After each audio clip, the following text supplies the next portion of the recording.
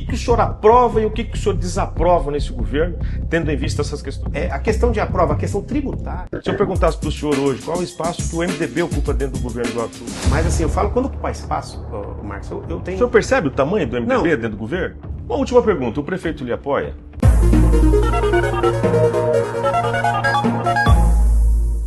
Olá, você de casa, seja muito bem-vindo. Faz hora que a gente não faz uma entrevista aqui no Jornal Eletrônico Região News. Nós estamos passando por uma breve reforma. Mas estou tendo a honra, o prazer, o privilégio de receber aqui na redação do Jornal Eletrônico Região News o advogado o Ellison Mucciuti, conhecido, pela sociedade como Amarelinho, assim ficou conhecido quando foi candidato a vereador. Advogado, doutorando na UFGD, Universidade Federal da Grande Dourados, e também mestre em Direito. Um prazer, seja muito bem-vindo aqui à redação do Região News. Obrigado, Marcos, obrigado a todos da equipe do Região News, a todos aqueles que vão assistir também, que acompanham o site, assim como todos os cidrolandenses que acompanham as notícias do município, nos sites aqui que a gente já conhece. Agradeço a oportunidade, primeira vez que eu venho ser entrevistado aqui. Estamos à disposição para responder e debater o assunto que a sociedade mais hoje está se questionando. Bom, doutor Amarelo, posso me dirigir a você com essa expressão. Cidrolândia passa por um processo de transformação. Quero aqui aproveitar o seu conhecimento na área do direito para a gente discutir vários temas, entre eles as questões tributárias. O senhor também é pré-candidato a deputado federal pelo Movimento Democrático Brasileiro, o MDB. O senhor já foi vice-prefeito aqui na cidade de Cidrolândia, uma pessoa que milita, atua ativamente nas questões políticas da cidade. Eu gostaria de começar nosso bate-papo falando a respeito disso, desse futuro político. Nós estamos aí já se avizinhando um processo eleitoral, os partidos já têm data, inclusive, para fazer as suas determinadas convenções. O senhor está no MDB, já tem uma data definida para o MDB fazer a convenção partidária? Como é que está isso? Bom, sou pré-candidato a deputado federal. O MDB, no dia 1º de agosto, em Campo Grande, terá sua convenção, juntamente com os outros partidos alinhados também ao atual governador, tanto o PSDB, PL, MDB. A coligação do partido vai fazer todos na mesma data, no mesmo local, no dia 1º, na parte da manhã, em Campo Grande, nossa convenção.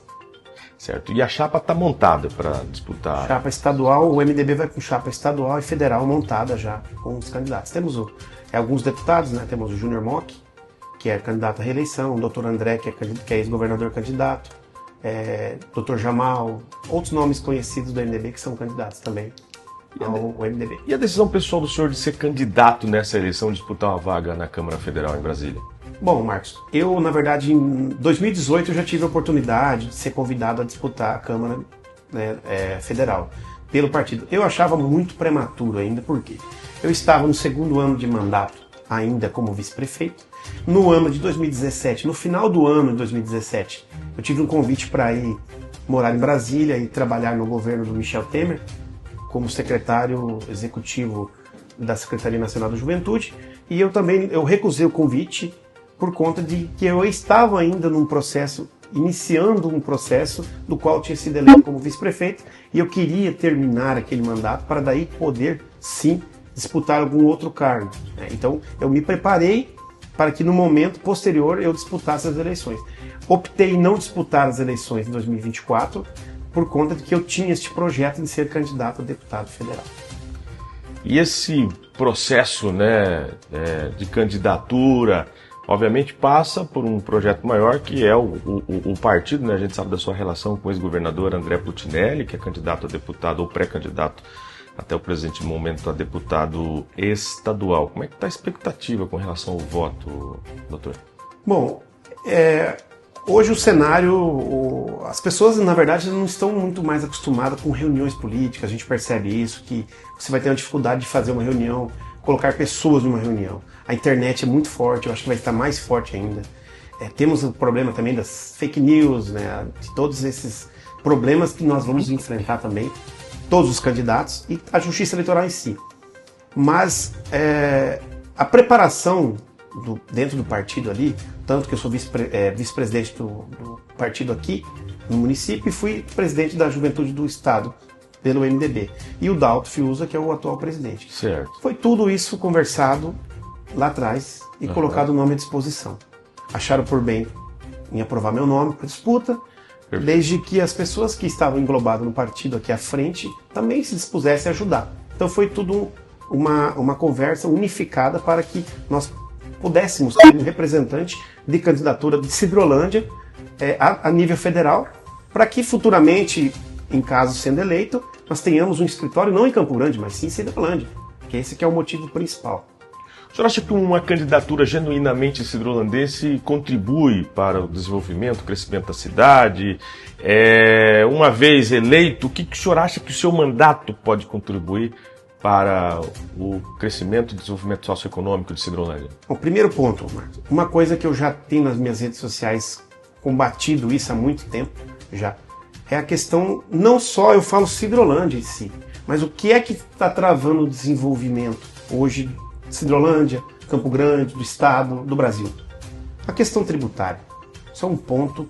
O pequeno, o médio, o grande empresário, aquele prestador de serviço que faz ali o MEI, eles vão ter um sofrimento muito grande que praticamente vão trabalhar em prol do governo, do terreno. E esse é um dos motivos que nós precisamos entrar lá com novas visões referente a modificar, combater de frente aqueles que defendem um alto imposto ao empresário, a quem emprega, aquele que também trabalha, porque não é só dizer, mas vamos beneficiar os empresários. Não. Nós temos que ver que quando o empresário é prejudicado com o imposto, ele vai colocar o preço no produto. E o produto quem compra geralmente é o trabalhador. Consumidor final. Então, é tudo isso. Nós temos que primeiro pegar as leis federais que não são hoje adequadas ao nosso desenvolvimento do PIB nosso, para posteriormente partir para os lados municipais. O que Sidrolândia precisa? Eu preciso sentar com os vereadores, com a sociedade e com prefeito, ex-prefeitos, para debater. Certo. O senhor quer promover aí um amplo debate relacionado às questões tributárias. O senhor tocou num assunto extremamente sensível. Eu até estava aqui pensando com meus botões, né, para não entrar nessa questão, porque é uma questão em Sidrolândia, propriamente dito, uma questão extremamente polêmica, né, por assim dizer. Haja vista que hoje Sidrolândia vive uma enxurrada de contribuintes, né, sendo protestados nos cartórios, enfim, sofrendo aí vários tipos de privações de crédito, né, de toda sorte, em decorrência dos tributos municipais, incluindo IPTU, ISSQN, e inclusive para algumas atividades, né, o Sidrolândia tem cobrado, tem feito um trabalho aí de acirramento, por assim dizer, né, de cobrança desses impostos. Então, vamos falar aqui, doutor, sobre o IPTU, Imposto Predial Territorial Urbano, que passa por um processo também de transformação ou de ajuste, por assim dizer, com a cobrança dessa normativa que foi aprovado lá em 97, salvo me engano, e que agora o prefeito tirou da gaveta, que é o famigerado IPTU progressivo, né? Em alguns casos aí 100%, 200%, até 300% de aumento. O senhor já deve ter debruçado em cima disso. O que o senhor tem a dizer? Bom, Marcos, eu vou falar assim no contexto do IPTU, para a gente chegar em Sidrolândia. Correto. No contexto. O IPTU, a origem do IPTU, é um imposto que todo mundo se indigna em pagar. Isso dentro. IPTU e IPVA. O IPTU, ele surgiu, assim, não vou acertar a data exata, mas em torno de 1804. Na época do imperialismo, da família real veio para o Brasil e precisava se tributar e colocar numerações nas casas do Rio de Janeiro. Certo. Porque a questão napoleônica perseguia a família real em Portugal, eles vieram para o Brasil. Quando veio, aí eles começaram a fazer a cobrança dos tributos, chamava décima urbana na época. 1822, que foi a proclamação da independência, né? Nós tivemos ali, em 1824, tivemos a nossa Constituição outorgada, né, pelo imperialismo, e passou-se, desde todo aquele período, da época de 1800, eu não sei se foi 1808 ou 1804, em junho de 1804, que nós tivemos o Alvará Real. Certo. Desse ponto, foi tramitando na época do imperialismo, quando passou em 1889, que nós tivemos a República nossa, em 1891, foi a nossa Constituição, a primeira Constituição da República. Ali começou-se a se amoldurar as cobranças da décima urbana, que chamava antigamente, que era um tributo. Décima porque era 10%. Bom que se fosse, né, 10% geral de todos os impostos. Passado isso, em 1934, dividiu-se na Constituição o imposto territorial e imposto predial. Certo. Só que ainda não chamávamos de IPTU. Correto. Numa emenda constitucional de 1965, emenda constitucional 18, feita pela Constituição de 46, teve uma reforma tributária no Brasil. Correto. E quando foi em 1966, tivemos o Código Tributário Nacional. Quando foi instituído ali tanto o ISS e também o ICM, que hoje chamamos de ICMS. E também tivemos o IPTU. Em 1988, quando realmente tivemos a progressividade do IPTU de 1988. Passado isso, o STF proibiu a progressividade até o ano de 2000, quando tivemos uma emenda constitucional que permitiu a progressividade. E no nosso Código Tributário do município já existia a questão da progressividade do IPTU. Passado isso, o Estatuto da Cidade tem alguns requisitos dentro para a progressividade. Tá. Então, hoje, o IPTU em si, nós utilizamos os mesmos métodos da época do Império. Não é uma coisa justa, não é. Precisa-se repensar todo o sistema tributário nesse ponto. Tá. O que aconteceu? Eu até quando trato a questão local, a gente evita, eu até já falei para algumas pessoas que fiscalizam, falei, vamos julgar o papel, não vamos julgar a pessoa. Correto. Evitar perfeito. o rosto Sim, claro, de pessoas. Claro. E eu pontuei algumas ilegalidades que eu não concordo, mas é jurídica, eu sou advogado, eu vou questionar a parte da legalidade. Perfeito. A progressividade, ela precisa de uma notificação, precisa de uma averbação na matrícula, precisa dar um tempo para que você tenha a notificação para daí ter a progressividade do IPTU. Tá. Eu não posso simplesmente colocar uma alíquota de 7, 10, 8, 15%, dizendo, você tem 30 anos no terreno e estou aplicando a progressividade. Eu não tive a oportunidade de eu poder construir, se eu fosse notificado, na minha matrícula. Então, existe algo que tem que ser melhorado? Tem. Desde que seja de efeito cascata. Você tem que começar aos poucos, até por questão de não se modernizar a arrecadação tributária, mas de ver a questão também da economia da população, se está adequada a esse modelo. Correto. Agora, doutor, até vou pedir para o senhor, assim, o senhor deu uma aula aí dessa questão do tributo, né? Acho que a sociedade que nos acompanha até agradece, enfim. Mas para a gente ser objetivo, né, no nosso bate-papo, o senhor acha que há, então, abro aspas aí, uma inconstitucionalidade? O senhor acha que a cobrança é indevida? O senhor acha que a cobrança é abusiva? Qual que é a leitura prática que o senhor faz do ponto de vista jurídico com relação à cobrança do IPTU progressivo? Bom, no ponto de falar que é inconstitucional, eu não posso optar, né? Opinar, na verdade, porque ainda não vi decisões judiciais sobre. Vejo que há um procedimento que as pessoas que tiverem a sua progressividade fazerem um recurso administrativo para uma revisão, que chama impugnação do valor, para uma revisão apontando e ver a justificativa que o poder público vai dar sobre isso. A partir do momento que você não concorda com a justificativa, judicializa para entender. O Estatuto da Cidade fala, né, que tem que ter notificação e tem que ter averbação na matrícula. Não teve. E o lançamento tem um período. O desse ano é lançado, do ano que vem é lançado até novembro. Se eles lançaram esse ano através de fotometria, eles fizeram, não me engano, foi fotometria. Este ano, mas o lançamento de ofício. É sempre a justificativa final. O fiscal fala, não, eu posso lançar de ofício. Existem alguns pontos e alguns procedimentos para lançamento de ofício. Se tem uma irregularidade de uma cobrança entre a área urbana ou rural, e vou lançar de ofício, essa ilegalidade, não, estou transformando para urbana. Mas espera aí, você tem um prazo para lançar. Diferente de você estar cobrando um setor A, setor B há muito tempo, e sendo que aquela casa ali, as vizinhas são setor A e essa é B, é só um erro você reajustar. Mesmo assim, eu, como jurista, sempre falo, notifica e lança no ano seguinte, não neste ano. A interpretação da lei é que a partir de 1997, quando a lei foi aprovada, dali passou a valer então a data, abro aspas, a data base para contar, né, a partir dali a progressividade. E não a partir do momento em que você adquire o bem. Então, exemplificando, o Dr. Wellington Muxude comprou um terreno na data de hoje.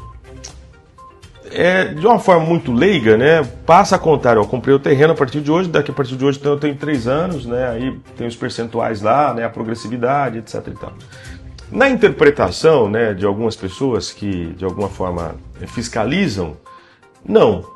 A data base é lá 97, então, ou seja, não existe a menor possibilidade de você comprar um terreno hoje e você querer reivindicar o direito da progressividade. Olha, faz um ano que eu comprei esse lote, como que eu vou pagar a alíquota cheia de 7 anos? Eu estou dizendo isso porque nós já tivemos algumas situações aqui, né, na questão do jornal, das pessoas chegarem aqui na redação com documentos. Olha, eu comprei esse terreno, tem 6 meses que eu comprei esse terreno, escriturei no meu nome e a cobrança do IPTU veio cobrando a alíquota máxima de 7%. Isso é legal, doutor?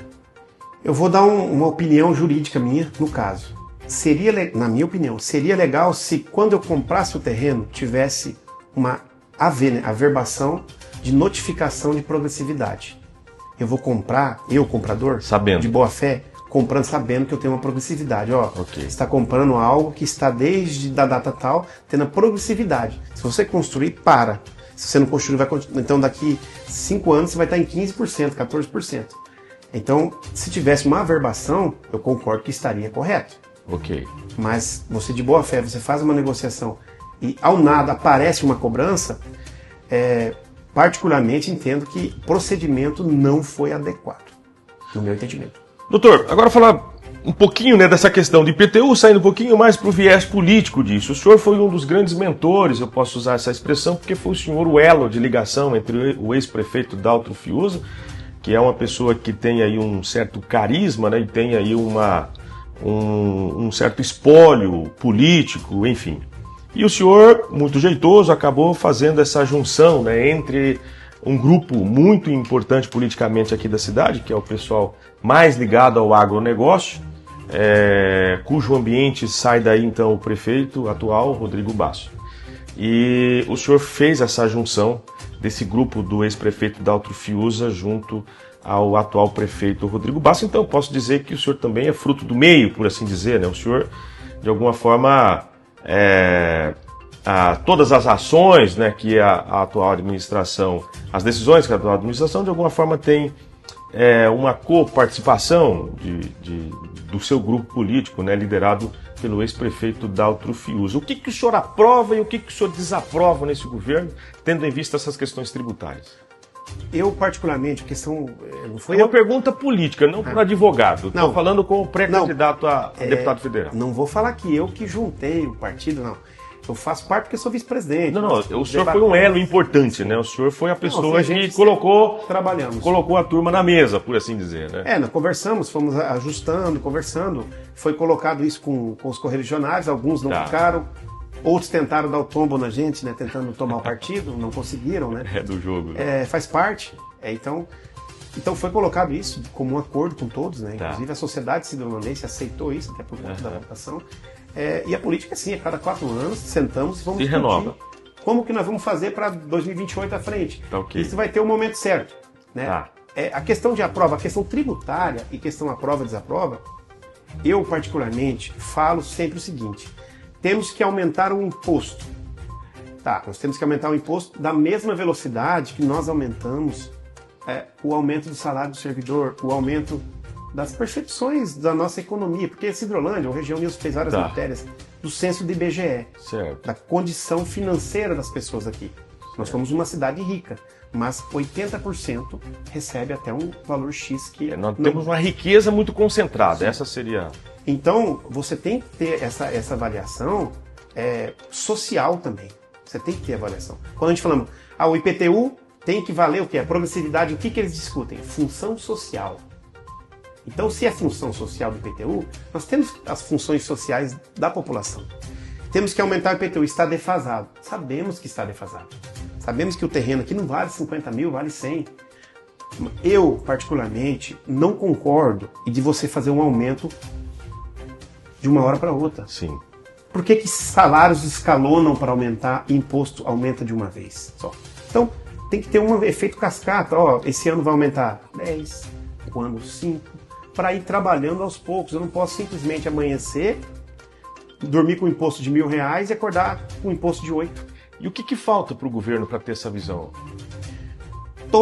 Inclusive eu falo até na questão da minha pré-campanha, né? Esse é um projeto meu de pré-campanha. Eu vou fazer 5 núcleos de discussão com a sociedade nos seus núcleos. Chamar os contadores, chamar os corretores, advogados que têm interesse, a sociedade, o comércio, todos para debater este assunto.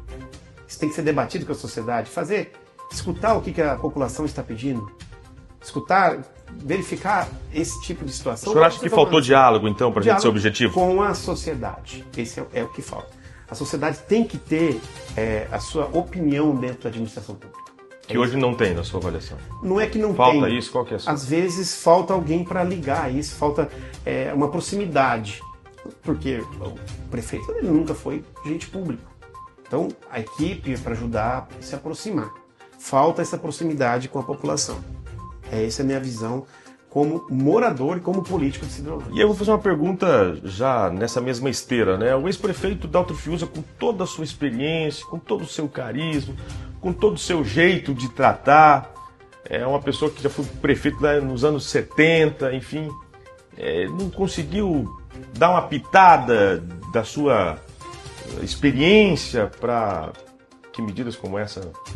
Na transição, que eu participei da transição, o Daltro, em alguns momentos, ele foi falando, se faz, algo foi pincelando. Na administração, o que eu vi, não percebi ele opinando em nada, né? Ele está na parte dele.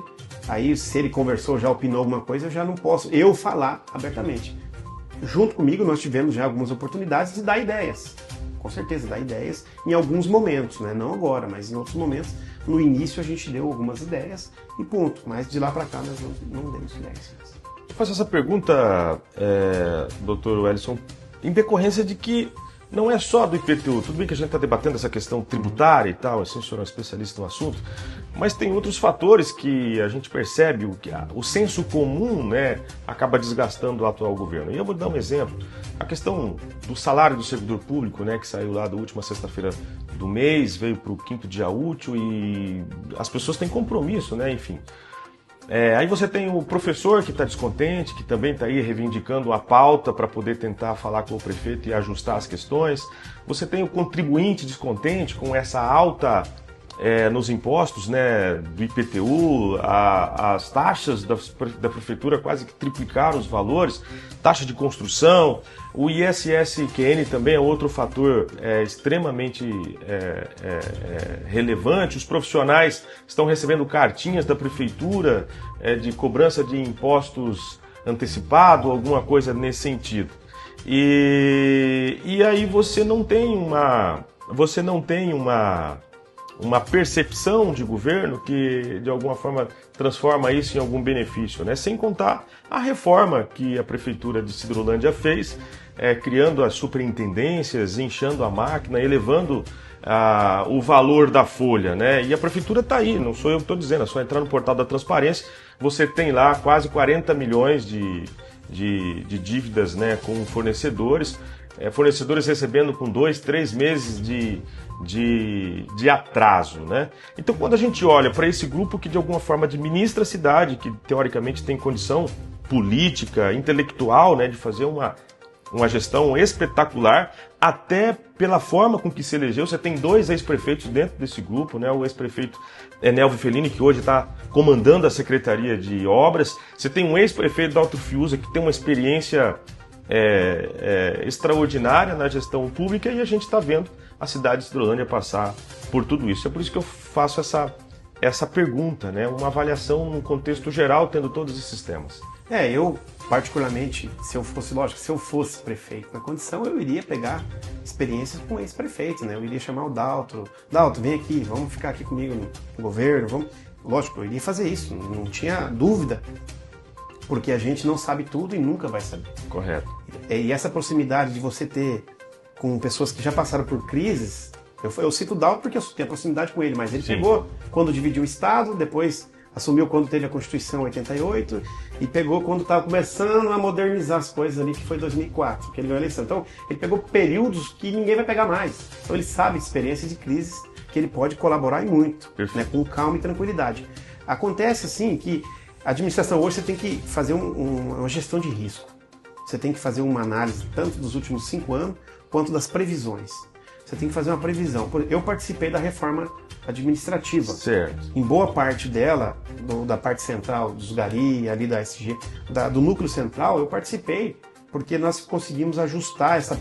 Eu peguei as últimas leis desde a década de 80, certo. Eu fiz um compilado até chegar, e os GARIs recebiam menos que o salário mínimo. Certo. Esse foi um ponto. O que a gente consegue ver? A máquina, não só em Ceilândia, mas no Brasil, ela está inchada. Vai ter que se reajustar uma folha. Reajustando folha, como que você faz? Segue a lei de responsabilidade fiscal, primeiro gratificação, vem cortando. Você hoje, na situação que encontra a Cidrolândia, pelo que a gente escuta, eu não cheguei a ver documentos, nada, tá. Mas pelo que a gente vê, 40 milhões ou 20 que a gente escuta. Sim. Você não pode ter um teto de 100% de gratificação hoje. Você tem que ter um teto, dependendo dos cargos, 30%, 40%. Você tem que fazer um regramento para não deixar chegar em 100%. Perfeito. Se tivermos 50 cargos de assessor especial, precisa dos 50? Não está na hora de fazer enxugar, reajustar, acortes, secretário adjunto, subsecretário, eu não sei o nome que tem lá, subsecretário. É necessário neste momento? Então tem coisas que tem que se colocar na balança. Eu sei que vai ter que exonerar um ou outro, mas assim, o servidor efetivo, ele precisa não perder mais o salário do que perdeu nos últimos anos. Ele precisa ter um aumento, e com isso você tem que fazer cortes daquilo que você pode cortar. Então, a partir do momento que você não reajusta uma folha, você tem que juntar dinheiro para a folha. Você tem que deixar um outro fornecedor, você tem que deixar uma entidade. Então vai remontando. E você sabe que o município de 3 milhões hoje pula para 6 no mês que vem.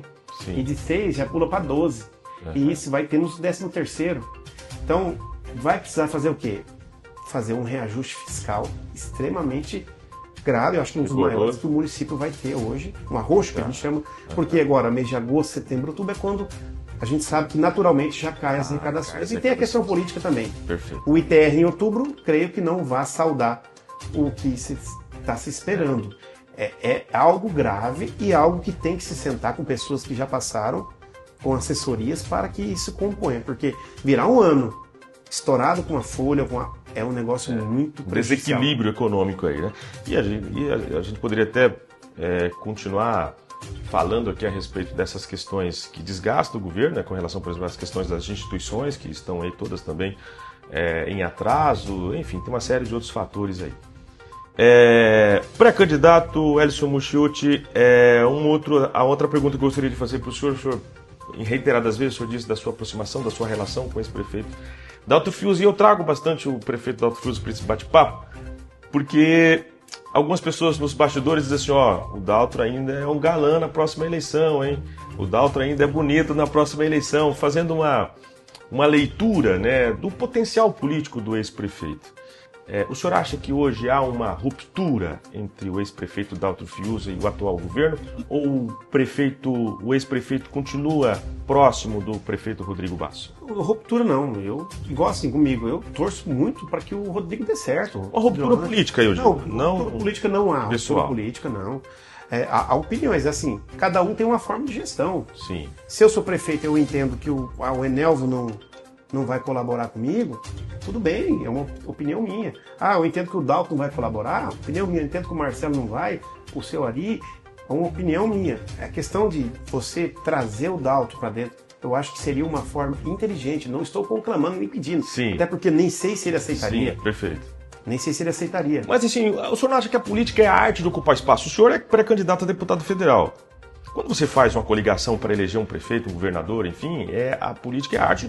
Talvez você não vai ser o protagonista, vai ser o candidato a governador ou o candidato a prefeito, mas o partido ocupa espaço. E hoje a gente observa o MDB muito longe do governo do atual prefeito Rodrigo Basso. Quando a gente vê o Enelvo sendo protagonista de uma secretaria de infraestrutura, enfim, e tendo ali abaixo dele os seus subordinados, e aí você tem o ex-vereador Juninho Fellini, filho do ex-prefeito Enelvo, comandando uma secretaria importante, robusta, que é a Secretaria de Governo, né? Você vê algumas pessoas que sempre caminharam junto com o Enelvo, ocupando espaços estratégicos dentro da gestão, e aí você vê, por outro lado, um Daltro que não tem ninguém dentro do governo. Se eu perguntasse para o senhor hoje qual é o espaço que o MDB ocupa dentro do governo do Rodrigo, o que o senhor teria a dizer? Bom, tem pessoas filiadas que têm cargos importantes. Estou dizendo pessoas que representam o partido. Ó, aquele lá é o MDB, aquele ali é ligado ao Dalto. Nós temos o meu irmão, que é da fundação, foi pré-candidato, é do MDB. Sim. Tem a ligação natural, né, com a gente. Mas assim, eu falo, quando ocupar espaço, Marcos, eu tenho... O senhor percebe o tamanho do MDB dentro do governo? Não, mas eu falo assim, ocupar espaço. O que eu acho que na política envolve mais, eu percebi isso na minha curta caminhada de 10, 15 anos que eu tenho só na política, é que ocupar espaço talvez não seja tão importante quanto manter o seu posicionamento com a população. Talvez você manter o posicionamento e a tua visão com a população daquilo que você quer, talvez é muito mais, eu acho que é muito mais, um gesto que você faz. Política você faz com um gesto. Você faz um gesto de dizer, ó, eu tô com a mesma visão de antes, com a mesma ideia de antes, e eu não vou ocupar esse espaço, porque às vezes esse espaço não vai deixar eu aplicar a minha ideia. Então, para mim, se você perguntar para mim, várias pessoas perguntaram para mim, poxa, na época do Marcelo você não fez, na época você pediu para sair, no Rodrigo você não quis um cargo, você não, era para ser vice. Não, eu tenho uma visão e eu tenho um planejamento e eu não tenho pressa. Então, eu tenho minha ideia. Eu sei que se eu for colocar minha ideia, dependendo de onde eu for, o governo que eu for, eu vou ter um atrito. Porque eu penso talvez diferente. Não é que eu estou certo ou errado. Eu penso apenas diferente. Visões diferentes. Então, eu consigo vislumbrar isso. Então, eu entendo que talvez você manter teu posicionamento e quem você é muito melhor do que você ocupar um espaço que às vezes você perde teu posicionamento. Para não perder essa identidade, eu compreendi. Uma outra pergunta, o senhor acha que o ex-prefeito Daltro Fiuza pode ser candidato do partido, do MDB, nas próximas eleições, se ele tiver condições legais? A única pessoa que tem condições reais hoje de ser pré-candidato a deputado federal sou eu que está próximo. Questão de política, eu acho que até fazer o convite. Não, mas o senhor é advogado, o senhor conhece mais que ninguém as questões... as questões jurídicas, né, do ex-prefeito. Políticas e de elegibilidade, o Dalto teve uma condenação agora recente, de fevereiro. Que teve, na verdade, teve uma questão ali que foi invertida, que já vai ser corrigida, mas aquilo ali não traz inegibilidade. Ele o Dalto hoje não tem problema de inegibilidade. Questão dele ser candidato ou possivelmente candidato, isso é totalmente pessoal dele. Não, a pergunta não foi pro Dalto. A pergunta, o senhor acha que ele poderá ser candidato do MDB? Se o Dalto... Se tiver condições, eu sou do seguinte posicionamento, nunca escondi isso de nada. Certo. Se o Dalto chegar, eu vou falar isso por mim. Sim. Eu sou candidato. Perfeito. Pelo MDB, sou presidente. Eu sou vice. Eu tenho ligação com o Dalto, não escondo isso e mantenho essa ligação. Se ele falar, sou candidato, ele é meu candidato. Se ele falar, não sou candidato por isso, ele não é meu candidato. Sim. Aí nós vamos ver um outro nome, vamos fazer junções, discutir política com todo o grupo do partido. Agora, se ele poderá ou não, se ele for, lógico que vai ter nosso apoio. Isso é uma questão que vai definir isso lá na frente. Muito bem, estamos batendo um papo com o doutor advogado Welison Muschiuti Hernandes, pré-candidato a deputado federal, ex-prefeito de Sidrolândia. É uma pessoa que... Ex-vice-prefeito, né? Ex-vice-prefeito, bem lembrado. Ex-prefeito, poderia ter sido, né? Mas ex-vice-prefeito da cidade de Sidrolândia. Eu gostaria de te agradecer aqui o nosso bate-papo. A gente poderia ficar conversando aqui por horas, né? Porque tem muitos assuntos para a gente tratar. E é sempre um prazer recebê-lo aqui na redação do jornal. E são assuntos polêmicos que a gente acaba trazendo. Às vezes as pessoas que estão nos assistindo, né, gostariam de ter mais clareza, né, com relação a um tema ou outro, uma situação ou outra. Mas uma última pergunta para finalizar aqui o nosso bate-papo. O senhor que está construindo esse caminho para a Câmara Federal em Brasília, o senhor... Eu imagino que daqui para frente começa a correr o estado de Mato Grosso do Sul, a partir do dia 1º já como candidato a deputado federal. O senhor vai concentrar a sua campanha em todo o estado? Vai ser regionalizado? Como é que vai ser isso? Eu, particularmente, sim, lógico, vamos tentar chegar nos municípios, né? Os que eu tenho mais ligações, né?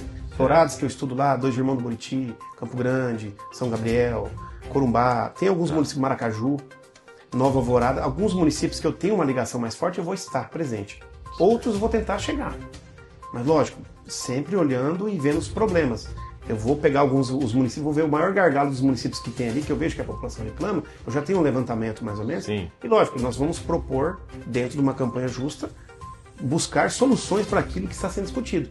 Mas, num contexto geral, como eu já disse, acho que uma briga hoje, ela não é muito local para a questão federal.